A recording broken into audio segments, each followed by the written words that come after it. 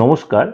আজকে মঙ্গল নিয়ে আলোচনা করব। মঙ্গল গ্রহ আমাদের খুব ভাইটাল গ্রহ।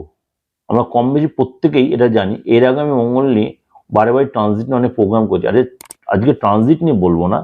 মঙ্গল ধনুরাশিতে ছিল, ধনুরাশিতেই আছে, কিন্তু মঙ্গল অস্ত গেছিল। এবার মনে করুন আমাদের যাদের বৃশ্চিক রাশি, যাদের মেষ রাশি, যাদের সিংহ রাশি, এদের জন্য কিন্তু মঙ্গল একটা ভাইটাল গ্রহ। মঙ্গল প্রত্যেকটা জাতক জাতিকার জন্য মঙ্গল একটা ভাইটাল গ্রহ।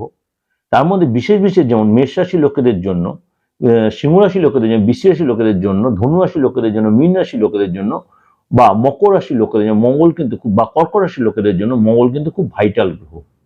এবার মঙ্গল ভাইটাল প্রত্যেকের ক্ষেত্রে, যেমন মঙ্গল হচ্ছে রক্তের কারক গ্রহ, মঙ্গল হচ্ছে জমির কারক গ্রহ, মঙ্গল হচ্ছে ভূমির কারক, মঙ্গল হচ্ছে ভাইয়ের কারক গ্রহ, মঙ্গল হচ্ছে মামার কারক গ্রহ। মঙ্গল ভালো থাকলে আপনার জমি বাড়ি হবে, মঙ্গল ভালো থাকলে আপনার ধন সম্পত্তি, মঙ্গল ভালো থাকলে তেজ বা মঙ্গল ভালো থাকলে লোকের কাছে আপনি সম্মান পাবেন। মঙ্গল গ্রহ ভালো থাকলে আপনার একটা নিজের মধ্যে একটা লিডারশিপ অ্যাটিটিউড আসবে, আপনি লোকের কাছে একটা সম্মানীয় জায়গায় পৌঁছাতে পারবেন, আপনি জমি বাড়ির যথেষ্ট মালিক হতে পারবেন। এবং মঙ্গল ভালো থাকলে রাগতেজ বাড়বে। মঙ্গল ভালো থাকলে আপনি সরকারি চাকরি জায়গাটা অনেকটাই প্রশস্ত হবে। মঙ্গল ভালো থাকলে আপনি যদি এরকম কনস্ট্রাকশন লাইনে কোনো ব্যবসা করেন, বা এই ধরনের কোনো বিল্ডার্স রিলেটেড বা প্রমোটিং রিলেটেড কোনো ব্যবসা করেন, বা আপনি রাজনীতি লিডারশিপ বা এরকম কাজে যে জড়িত, আপনার যথেষ্ট পাওয়ার বাড়বে, আপনার কথা লোকে শুনবে, আপনাকে গুরুত্ব দেবে। মঙ্গলের এরকম। এবার মঙ্গল যদি আপনার বাচ্চাতে বা হরোস্কোপে যদি নেগেটিভ হয়, বা সেখানে জলরাশি বা কোনো নেগেটিভ বা 9th হাউসে হয়, তখন কিন্তু মঙ্গল কিন্তু 9th হাউসে কিন্তু ভাগ্যহানি হয়। এটা কম বেশি 9th হাউসটা আমাদের ভাগ্যের ঘর, মঙ্গল কিন্তু সেখানে থাকলে নেগেটিভ ইম্প্যাক্ট তৈরি করে। এবার মঙ্গল যদি খারাপ আপনার মাঙ্গলিক হয়, সেটা আমরা কম বেশি জানি। এবার এই মঙ্গল কিন্তু ধনুরাশিতে অস্ত ছিল, এতদিন কিছু কিছু রাশির লোকেদের জন্য প্রচন্ড একটা চাপ সৃষ্টি হচ্ছিল। এই মঙ্গল 16ই জানুয়ারি, গত 16ই জানুয়ারি রাত্রি 11:07 উদিত হয়েছে। তার জন্য কিছু কিছু রাশির জন্য যথেষ্ট সময়টা ভালো হয়, যথেষ্ট সময়। সেটা কোন কোন রাশি সেটা নিয়ে আমাদের আলোচনা। মঙ্গলের আমি এই মুহূর্তে বলছি না, আপনারা যারা পলা পড়ে আছেন পলা পড়ে দেবেন সেটা নিয়ে বলছি না, কেন মঙ্গলের উদয় বা অস্তর ব্যাপারটা, বা যাদের মঙ্গলের বলে একটু নেগেটিভ ইম্প্যাক্ট তৈরি হচ্ছে, তারা অবশ্যই প্রত্যেকেই মঙ্গলবারটা নিরামিষ আহার করতে পারেন, হনুমানজির পুজো করতে পারেন, আর মঙ্গলের এই মন্ত্র জপ করেন।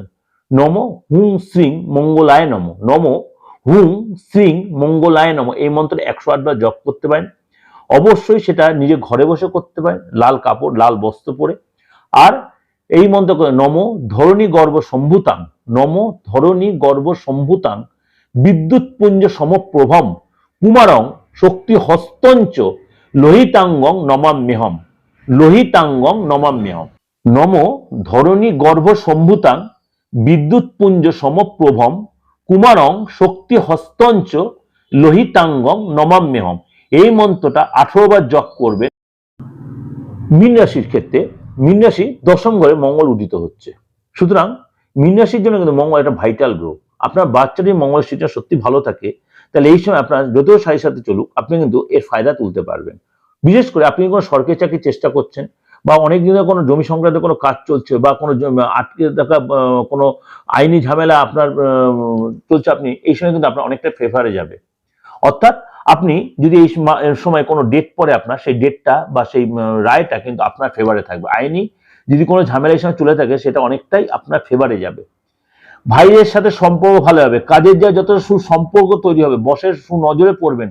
আপনার যে সহকর্মীরা আছে তারা আপনার সাথে যথেষ্ট সুব্যবহার করে, যারা আপনার সাথে শত্রুতামি করছিল তারা অনেকটাই শত্রু দমন হবে।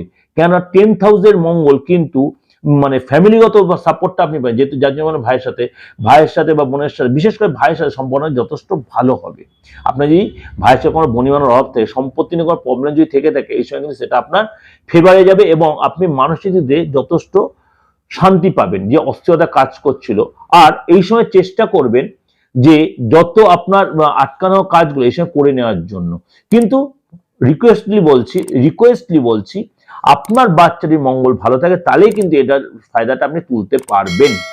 যাই হোক, এটা ওভারঅল আপনাদের প্রেজেন্ট করলাম। ভালো লাগলে অবশ্যই লাইক করে সাবস্ক্রাইব করে নোটিফিকেশনটা অন করে যত লোকের শেয়ার করবেন। আজ নমস্কার, ভালো থাকুন।